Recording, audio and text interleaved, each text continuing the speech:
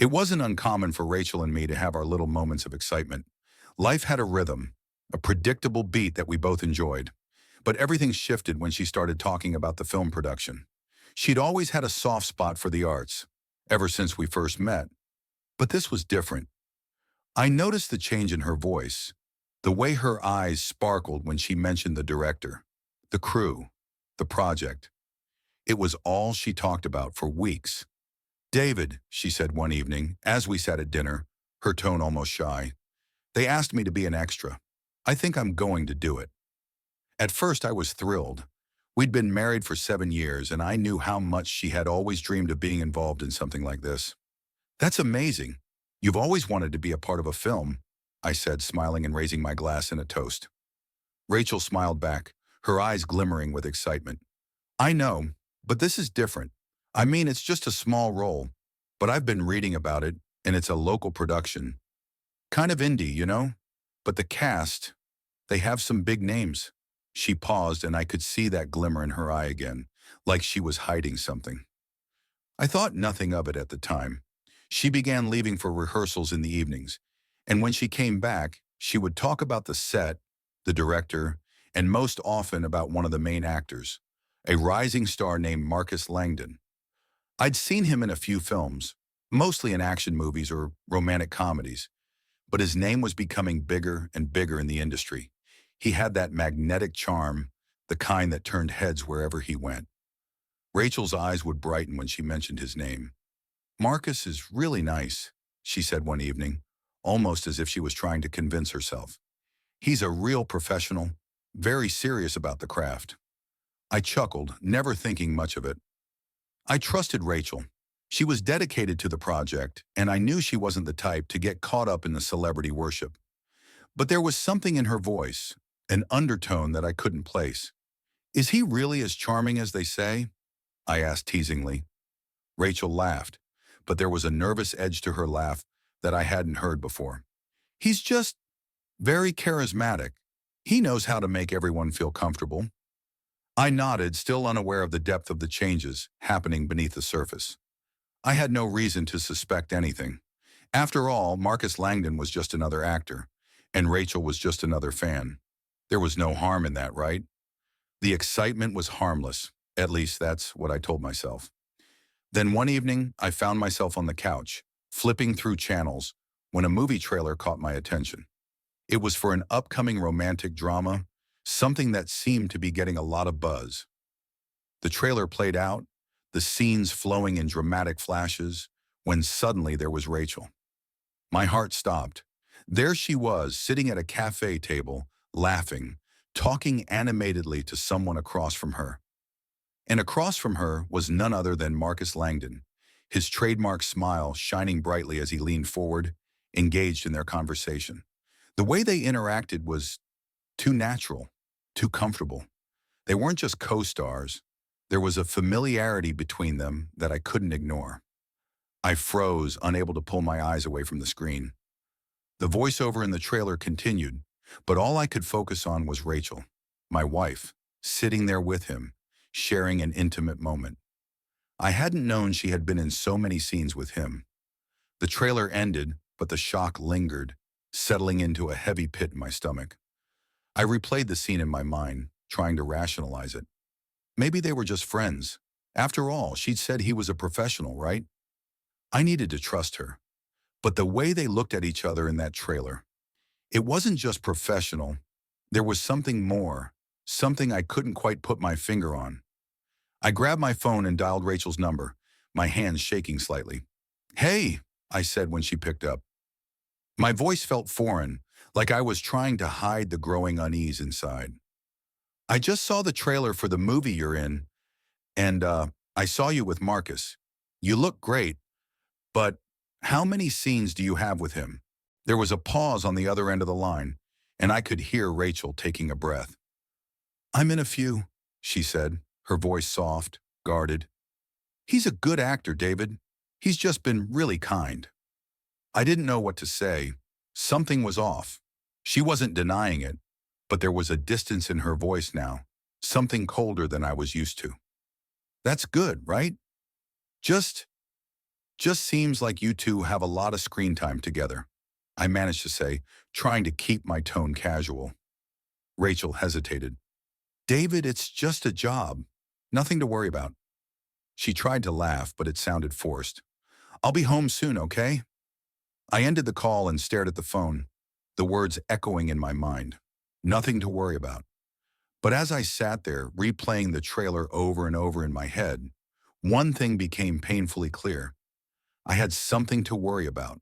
Something had shifted, and I wasn't sure if I was ready to face it. I spent the next few days in a haze of confusion. Rachel seemed distant, distracted, and every time I brought up the movie, her responses felt rehearsed. It's just a job, she would say with a smile, but it didn't reach her eyes. The way she looked at me, the way she held herself.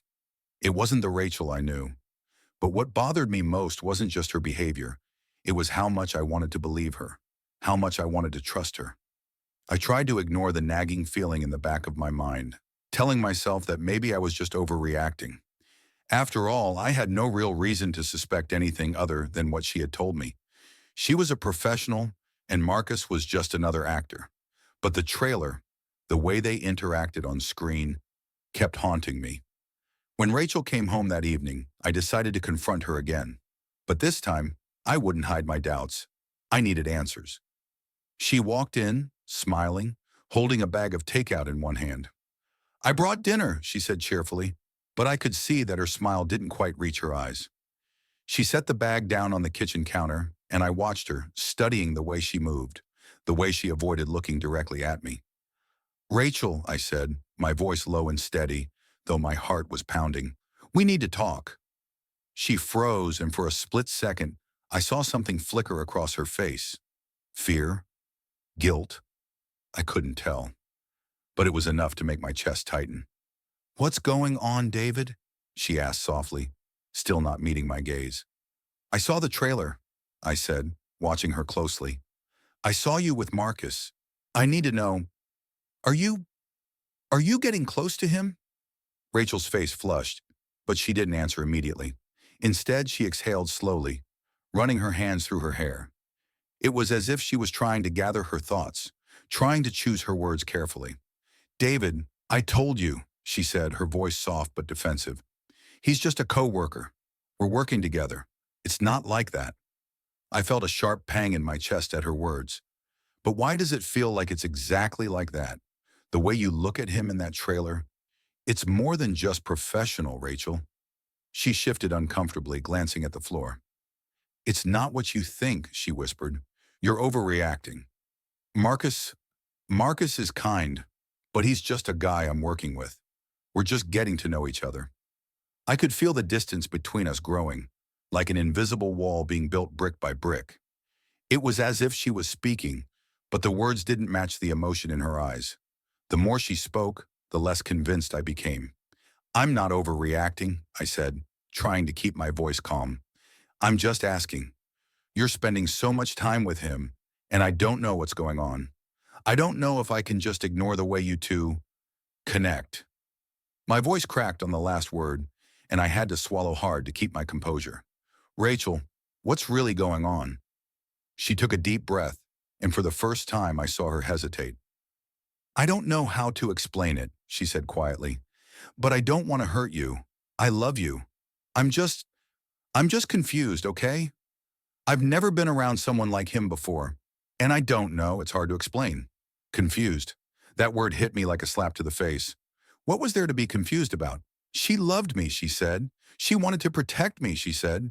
Yet here we were, me standing in our kitchen, feeling like a fool, like a stranger in my own life. Rachel, I said, my voice low but firm, you don't get it. This isn't just about you liking someone. This is about trust. And right now, I don't trust you. She took a step back, her eyes wide, and I could see the hurt on her face. But there was something else there too, a flicker of something I couldn't name. Was it guilt? Shame? I never meant for this to happen, she said, her voice barely above a whisper. I swear I never wanted to hurt you. I never wanted things to change. I wanted to believe her. I wanted to forgive her in that moment, to tell her that I understood. But I couldn't shake the image of them together, Their chemistry so real, so undeniable on screen. And now as I looked at her standing in front of me, I couldn't ignore the unease in my chest. "I don't know if I can believe you anymore," I said, the words tasting bitter on my tongue. Rachel's face crumpled, and I saw the tears welling up in her eyes. She looked so vulnerable, so lost, that for a second I almost gave in. I almost reached out to comfort her, to tell her that everything would be okay. But I couldn't. The truth was, I didn't know what was going to happen next. I didn't know if we could fix this. "I don't want to lose you," she whispered, her voice cracking. "Please, David, don't do this. We can work through it." But I wasn't sure if we could. My mind was racing, filled with too many questions, too many doubts. "I don't know, Rachel," I said, my voice barely audible. "I don't know if I can trust you again." She took another step back, as if the weight of my words had physically pushed her away. "Please," she pleaded, her voice breaking. "I love you. I'm sorry." But I didn't know if I could forgive her, and in that moment I realized something crucial. Trust wasn't just about forgiving, it was about believing, and right now I wasn't sure I believed anything she was saying. The days that followed our conversation were filled with a heavy silence. Rachel and I moved around each other like strangers, our once comfortable home now feeling like an empty shell. I could see the guilt in her eyes whenever our gazes met. But there was something else too.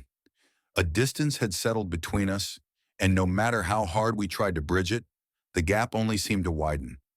Rachel went to work, and I stayed home, pacing the floors, my thoughts consumed by the images of her with Marcus. I tried to distract myself, threw myself into work, and spent hours in front of the television, but nothing worked. The images kept playing in my mind, the chemistry between them, the way she laughed at his jokes, the way they shared that moment in the trailer. I couldn't get it out of my head. I had to know the truth. I needed to know if she was really seeing him the way I feared. Every time I asked, Rachel became more distant, more closed off. The small fragments of her once loving behavior were now just echoes of something that felt foreign and unfamiliar. One evening, I found myself sitting on the couch, scrolling through my phone, when I came across an article about the film Rachel was working on. It was about the premiere, the big release, and an exclusive interview with the cast. As I read through the article, I couldn't help but notice that Marcus Langdon had been in the spotlight, surrounded by praise and admiration from the media. But it wasn't just the glowing reviews about his acting that caught my attention. It was the mention of his off-screen relationships. I clicked on a link embedded in the article, and it led to a gossip website. The headline read, "Hollywood's newest power couple, Marcus Langdon and his co-star, an unexpected love story." I clicked it without thinking, my heart pounding in my chest. The article was full of speculation, but the photos they featured were undeniable. Marcus and Rachel, together. They were standing side by side, their bodies close, their smiles intimate, like they were more than just co-stars. One photo showed them leaving a restaurant together, another was taken at a film event, both of them laughing, looking far too comfortable with each other. It was like a punch to my stomach.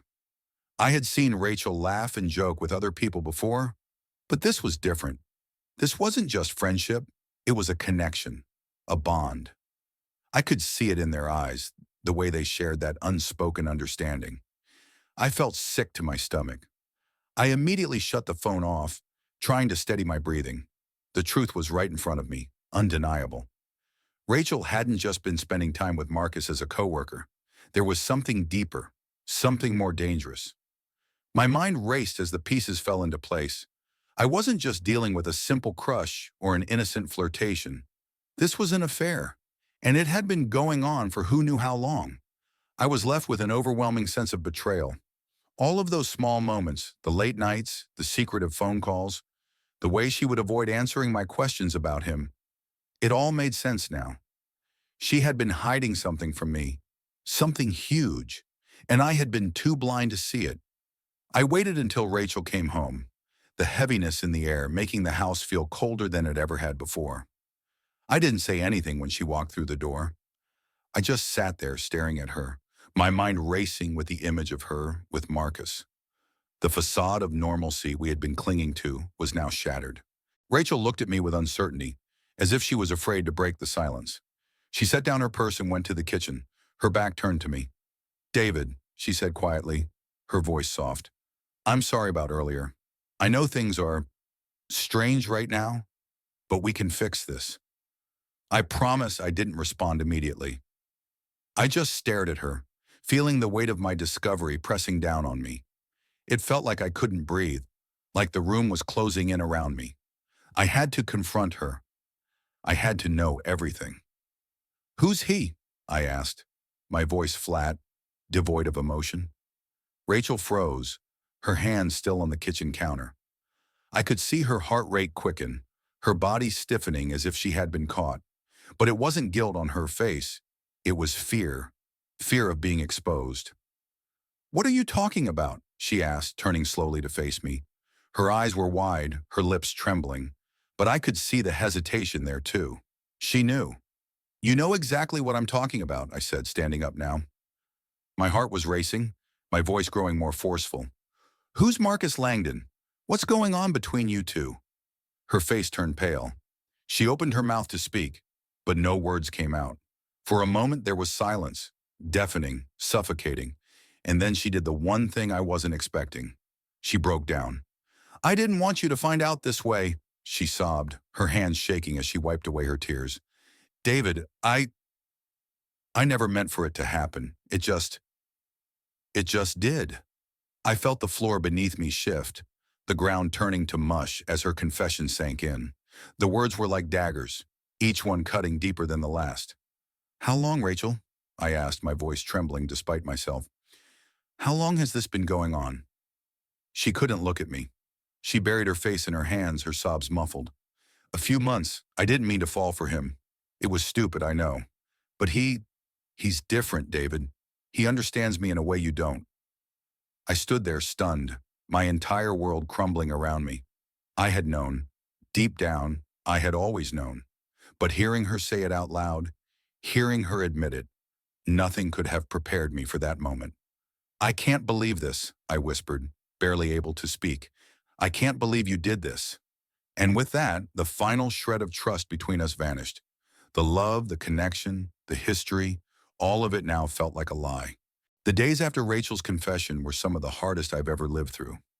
I moved through our house like a ghost, my footsteps echoing in the empty spaces between us. The love I had once felt for her now seemed distant, like a memory I could no longer reach.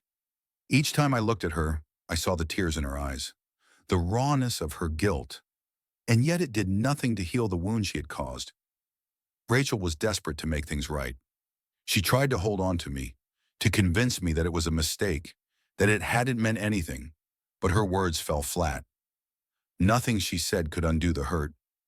The trust that had taken years to build was now completely shattered, and the worst part was, I didn't know if I could ever get it back. I didn't sleep much, spending most of my nights sitting in the living room, staring at the walls. I tried to piece together everything that had led to this moment. How had things gone so wrong? Rachel had always been honest with me, or so I thought. We had always communicated openly. At least that's what I believed. But now looking back, I realized how much I had missed.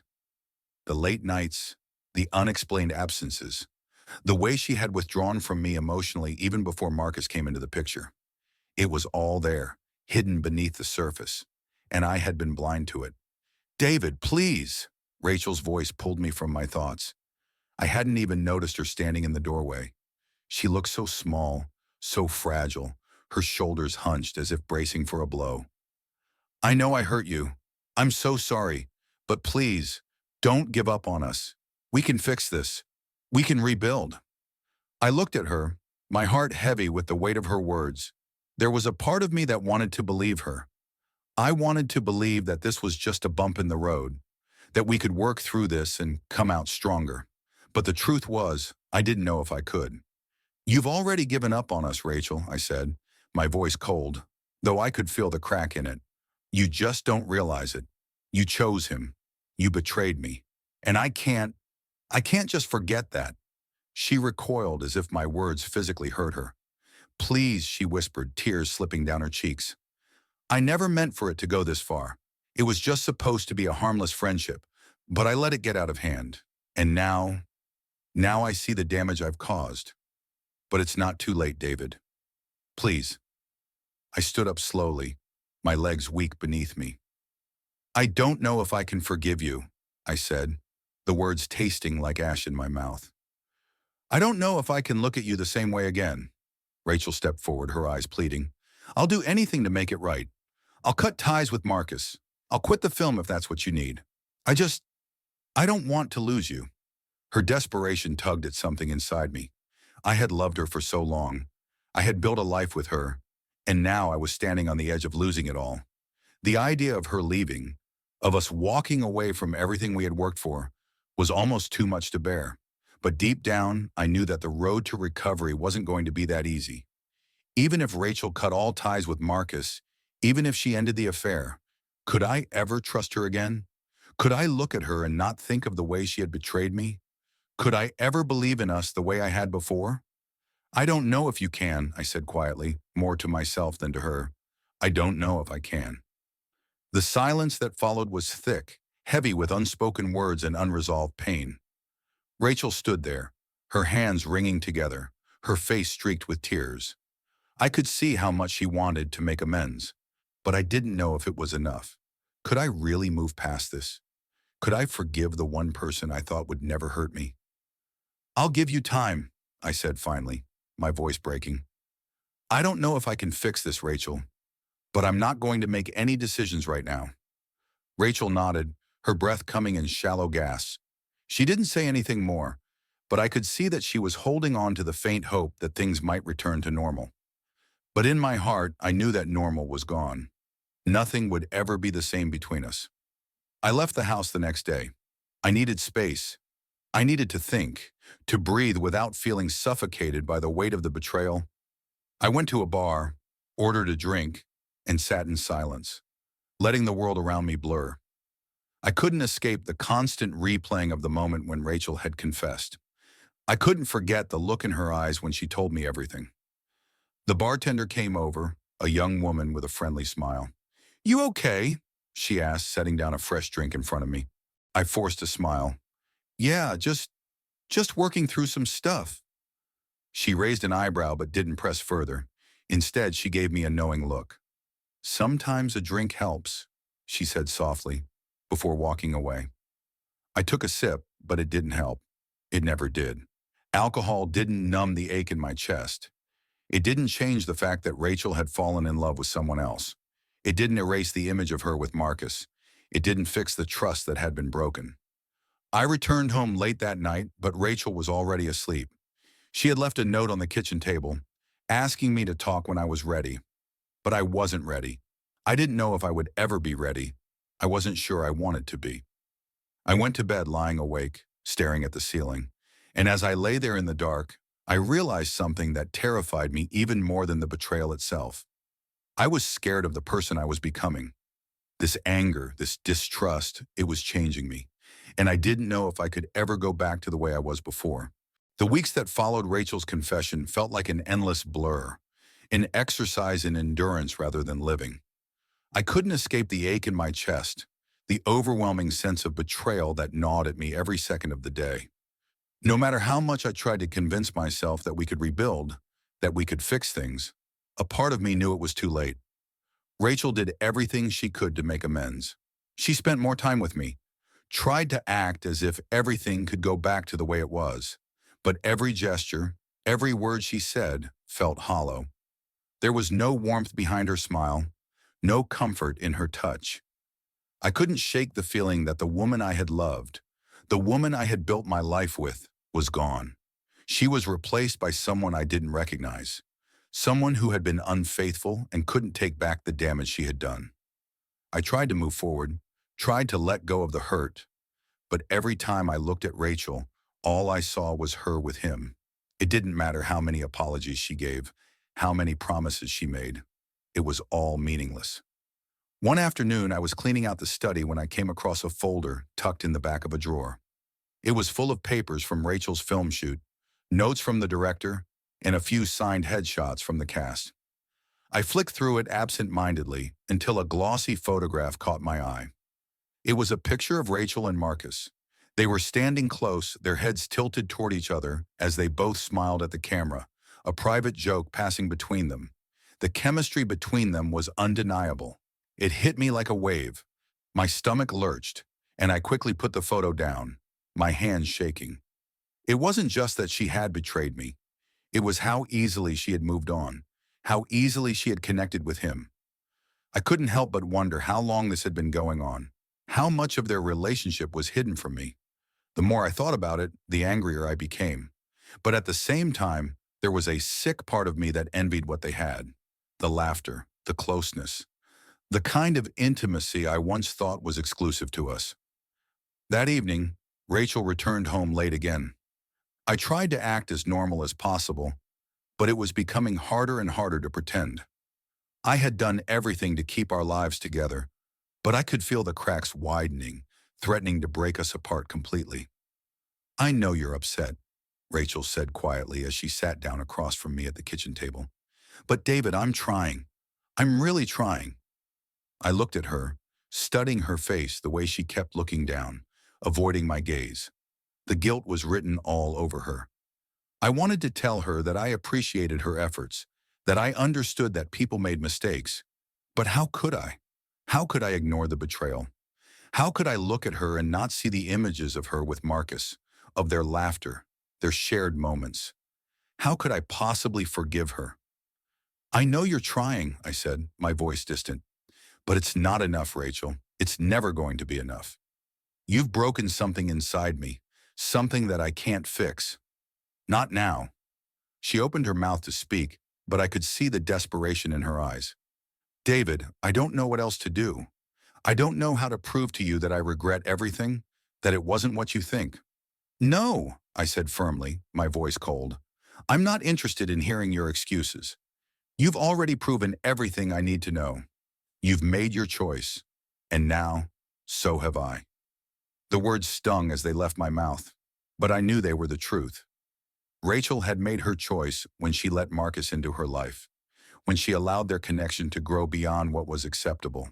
She had chosen him over me, whether she realized it or not, and I had chosen to move on. Rachel's eyes filled with tears as she reached for my hand, her voice trembling. "Please don't say that. Please, David, I can't lose you." But it was too late. I had already lost her. "I'm done," I said softly, pulling my hand away. "I can't keep living like this. I can't keep pretending that everything is fine when I know it's not." She stared at me, the tears now freely falling down her face. "You're giving up on us? After everything we've been through?" I didn't answer right away. How could I? The truth was, I wasn't sure I could give up entirely. I still loved her in some way, but the hurt was too deep. I didn't know if I could forgive her, if I could ever trust her again. And maybe that was the hardest part. The love was still there, but the trust was gone. "I don't know what else to say," I said, my voice low. "I need space. I need to figure this out." Rachel's sobs echoed in the room as she stood up, her hands shaking. "Please don't leave me, David. Please, I swear I'll make things right. I'll do whatever it takes." I shook my head, standing up as well. "I don't think you can. Not anymore. Not after everything." I walked away, leaving her standing there in the kitchen, crying. I could hear her sobs as I walked down the hallway, but I didn't stop. I couldn't stop. I didn't know if there was any way back from this, but I knew one thing for sure. We were both broken now. The days that followed were the longest of my life. Rachel and I existed in the same house, but it felt as if we were living on two different planets. The walls seemed to press in closer, each room filled with the weight of unspoken words, unfinished arguments, and the ever-present tension that hung in the air like smoke. She had tried everything. More apologies, more promises. But I had already made my decision. I couldn't go back. I had convinced myself that leaving was the only option. My heart, battered by the lies and betrayal, could no longer handle the strain. It had become clear to me that Rachel had changed, and no matter how much she begged or cried, I couldn't stay in a relationship that no longer felt genuine. But there were moments when I doubted myself, when I would hear the soft sound of her footsteps, see her lingering in the kitchen, trying to make us dinner the way she always had. In those moments, I almost wished things could be different. I wanted to believe in her again. I wanted to believe that we could recover from this. But the truth always returned, slapping me in the face, reminding me that it was impossible. I had left the house a few days earlier, seeking the solitude I needed to think. I stayed with my brother for a while, trying to clear my head, trying to figure out what I wanted and needed. But no matter how far I went, my thoughts always led me back to Rachel, to the life we had shared, to the love that I once thought was unbreakable. When I returned home, it was late at night. The house was quiet, too quiet. Rachel had already gone to bed, or at least I thought she had. As I entered the living room, I saw her sitting on the couch, her eyes puffy from crying. She had been waiting for me. "David," she whispered when she saw me standing in the doorway, "please, I need to talk to you. I can't keep going like this. I can't keep pretending everything's okay." I didn't say anything at first. I simply stood there, my hands in my pockets staring at her. Her face was pale, her lips trembling as she looked up at me with desperate eyes. She had always been beautiful, but now she seemed so fragile, so broken, as if the person I had once loved was slipping away in front of me. "I don't know what I expected," she continued, her voice soft but filled with sorrow. "I know I've hurt you in ways that can't be undone. But David, I need you to know something. Marcus, it was a mistake, a huge mistake, but it didn't mean anything in the way you think. I never stopped loving you." I clenched my jaw, fighting back the flood of emotions threatening to overtake me. I wanted to believe her, to hold on to the hope that everything could be repaired. But I knew better now. Love once broken doesn't always heal. "I can't keep living like this," she said, her voice cracking. "I know I've lost your trust, and I can't change that. But I can't stand the thought of you leaving. I can't lose you." I swallowed hard, my throat tight. I wanted to reach out, to comfort her, to say that everything would be fine. But the truth was, I couldn't do that. I had to make the hardest decision of my life. "Rachel," I began slowly, my voice strained, "I still love you. I do. But I don't know if I can keep living this lie. I don't know if I can ever trust you again. I don't know if I can forgive you." Tears welled up in her eyes as she shook her head. "Please, David, don't say that. I'll do anything. Please don't leave me." "I'm not leaving because I want to," I said quietly, taking a deep breath. "I'm leaving because I have to. Because I can't be in a relationship where the trust is gone. I can't live with the constant fear that I'm being lied to. I can't go back to how things were." There was a long pause, the weight of my words hanging heavily in the air. Rachel's sobs grew louder as she buried her face in her hands. My heart broke at the sight, but I couldn't go back. I couldn't undo what had been done. "I'm sorry, Rachel," I whispered, my voice barely audible, "but I can't stay." She didn't look up at me. She didn't say anything else. She simply sat there, her body shaking with the force of her sobs, her tears falling silently onto the fabric of the couch. I turned and walked toward the door, my heart heavy with every step I took. I could hear Rachel's cries behind me, but I didn't stop. I couldn't. The door closed softly behind me, and I stepped out into the cool night air, feeling a strange sense of numbness wash over me. For the first time in a long while, I felt free. Free from the lies. Free from the weight of betrayal. But as I stood there in the quiet of the night, I also felt a deep sadness. A sadness for the life I had lost. A sadness for the woman I had once loved, who was no longer the person I thought she was. And for the first time, I realized that there was no going back. As I walked away from the house, I felt the weight of the future pressing on me. I didn't know what came next, but I knew that I had made the right decision for myself. I had to walk away before the pain consumed me any more than it already had. I didn't look back.